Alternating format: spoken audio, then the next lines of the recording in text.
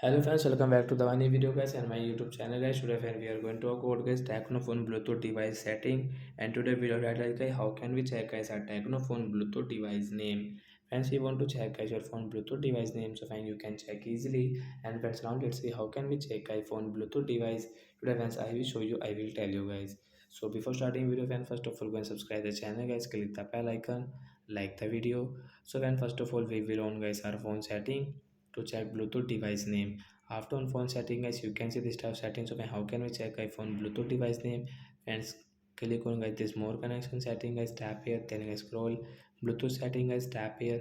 And so you can see guys your device name it's not working, so I turn on guys your Bluetooth. You can on your Bluetooth setting guys, and you can off from here. After on guys, now you can check your device name.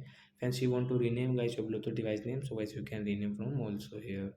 So like that guy we can check as Bluetooth device name in Technophone device. So that's it guys, thanks for watching the video, bye guys.